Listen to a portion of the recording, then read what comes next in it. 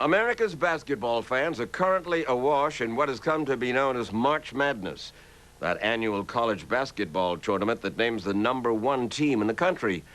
But the real madness today is not on the court, but off it. The real madness is the way that some college and professional athletes are allowed to get away with murder. Well, not murder, but assault and battery, concealed weapons, drug use, wife beating, you name it.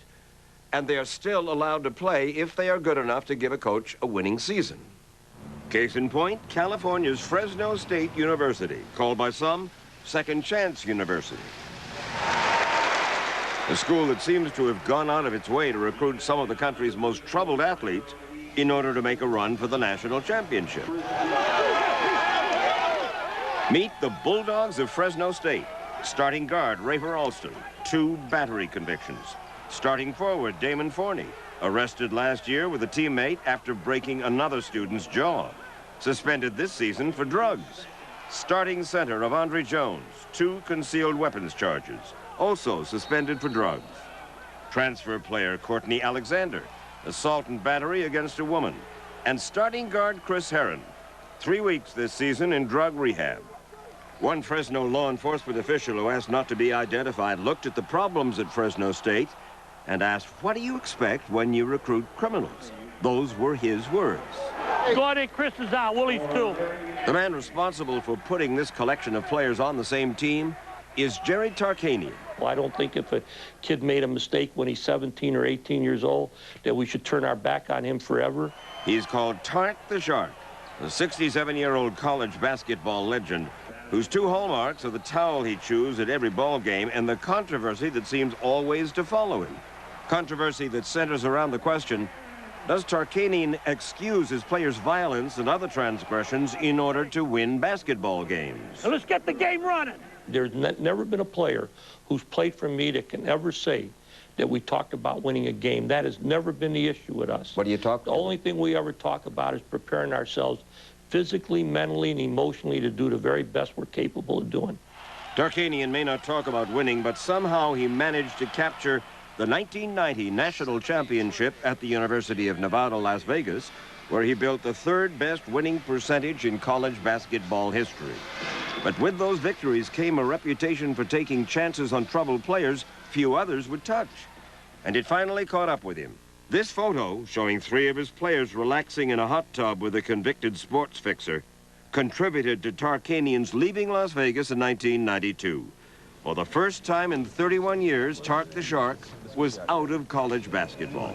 Real quick. But when his alma mater, Fresno State, asked him to revive its sluggish basketball program 3 years ago, Tarkanian jumped at the chance. Run, run, run, run, run! And today, from billboards to newspapers to T-shirts, in a town that is bulldog crazy, there is clearly only one top dog. Let's hear it for the big dog. My only interest in coming back here was to try to build this basketball program and get it to a national level and bring a lot of pride to Fresno State and to the Fresno State graduates. And in fact, the Bulldogs did begin this season ranked high in all the top polls. But his collection of players, the arrests, the drug suspensions that result from frequent unannounced tests that Tarkanian supports, has many people wondering whether this coach, who is famous for giving second chances, has simply gone too far. I don't think some of them should even be on the team. Rachel Henderson was the girlfriend of starting guard Rafer Alston. They'd been broken up for several months when they saw each other on campus last September. He just walked up to you? Yes. Put his hands around your neck? Yes. Threw you to the ground? Yes. Alston was found guilty of battery, his 2nd battery conviction in just 11 months. Alston had punched a neighbor in the face during a late-night argument over loud music that was coming from Alston's house at 2 o'clock in the morning. The neighbor's wife, Judy Hefliger, says a lot of folks in Fresno can't believe the players beat up women and neighbors, but still play basketball for Fresno State. If I beat up somebody at work, do you think I'd have my job tomorrow? No, I would be in jail and they'd take my job away from me. I feel that they should not allow him to play basketball. You beat up somebody, then you don't play basketball. Even if you're a winner? I don't care if he's a winner. You don't care? Well, but Fresno State apparently does. Well, you know, I think that maybe they should live next door to them. Maybe Tark should move him in next door to them. Finally, Rafer got so mad that He called the wife of the guy who complained a white, hunky bitch, and he took a swing at the husband. We never heard of that. We have never heard of that. But then Tarkanian remembered he had heard of the altercation. That was when he was in junior college. That was prior to his coming here. But this is the kid who's recruited for you people. And then he winds up, just last September, whacking his girlfriend. When he got involved with this problem with his girlfriend, he was immediately suspended. Suspended? Suspended for 3 games, 2 of them preseason that didn't count. Alston was also put in an anger management program. Explain that to me, will you? Anger management. When I was growing up, when you were growing up, there was no such thing as an anger management program. I wasn't aware of one when I was growing up, but apparently they have them now. How would Tark like it if somebody beat up his wife or his daughter? It would be a different story then. Anger management class? I don't believe it does him a bit of good. And it's not just violence, it's drugs. Plus a federal investigation into alleged point shaving at Fresno State that has targeted, among others, Chris Herron. Herron, a promising NBA prospect, denies point shaving, but he did spend 3 weeks this season in drug rehab.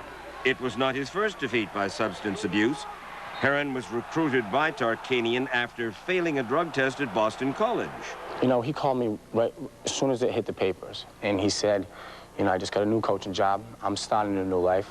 Why don't you come out here with me and you start over again also? But why do they wind up all these guys with Tarkanian? Because he has a history of reaching out, being sincere, and helping his players. So why not go to a guy like that? The case that triggered especially hot debate on second chances at Fresno State is that of Courtney Alexander, a star player at the University of Virginia and, by all accounts, a good student. Alexander was found guilty of assault and battery after his girlfriend reported to police that he hit, choked, and kicked her in the ribs last July. These are 2 people that have a lot of stress in their lives. We just had a baby boy. I was 20 years old. I just turned 20 years old. My first child was just born, of which I was not ready for at the time. She was not ready for either. Alexander left Virginia. He sought entry at the University of Connecticut, a top basketball school, but he was turned away because of his conviction. But Tarkanian still wanted Alexander. So last September, after reconciling with his girlfriend, he was given a second chance at Fresno State. And you don't have to be a player to get a second chance at Fresno. One current assistant coach was arrested in 1995 for domestic abuse. And a team assistant was hired just 2 weeks after being forced out as a California prison guard for beating up inmates. John Welty is president of Fresno State. You are, Mr. President, I believe, an elected member of the Society for Values in Higher Education. That's correct. Where does all that fit in with what's going on at Fresno State currently? Well, it fits in, I believe very strongly, that there are values that higher education needs to uphold and standards that and expectations that we need to set for students. Try telling that to Mike Harlan, who worked at the campus police department at Fresno State. He and other former cops say their boss, campus police chief Willie Schell, made it very clear what the values of the university were. He says, Mike, I need you to get the big picture around here regarding athletes on campus. They bring in a lot of money for this university, and that's what makes you and I happy. So don't arrest them. If an athlete, whether it's basketball, football, or whatever, if an athlete on the campus at Fresno State does something wrong or criminal, look the other way? Is that what you're saying? That's right. Schell is no longer with Fresno State, and he denies favoring athletes, but later he did plead no contest to felony embezzlement at another university. But Harlan says President Welty must have known about the special treatment. Our investigation of that finds no substance, that there was a case in which they were required to treat student athletes differently. All of Fresno State's athletic troubles finally became too much for the academic senate there, which makes some policy on campus. Last fall, they overwhelmingly approved a resolution calling for a code of conduct entitled, Have We No Shame? Here's what they said. The serious misdeeds of some student athletes as high-profile representatives of the university and the unwarranted sufferance of such misdeeds and leniency by athletics department administrators has brought discredit upon California State University, Fresno. I would think that would really rile you up, would stick in your craw, brought discredit upon California State University, Fresno. I don't believe that that's an accurate statement, but most of our kids have done extremely well. And the university has done well, too. Has fundraising been helped since Tarkanian arrived on campus? It has contributed to our overall growth in fundraising, you're right. $1 a ticket, 6 for 5. Indeed, Fresno State's Bulldog Foundation, which raises money for scholarships, recruiting, and other needs, expects this year to raise 73% more money than the year before Tarkanian arrived. It's been said Tarkanian loves athletes who play basketball well. He certainly loves his. But as they go through college, perhaps to the pros, what lessons have they learned? You do some things when you're young that you really shouldn't have done. You make mistakes. But I think it's wonderful that there are people out there that help you through this time and give you an opportunity to be successful, because that's really what college is all about, is giving people an opportunity to be successful in their life. And after all this, how did Fresno State do this season? Well, they had at best a mediocre year. After all Coach Tarkanian went through to build this squad, after all the second chances, when the 64 teams to battle for the National Basketball Championship were named, Fresno State was nowhere among them.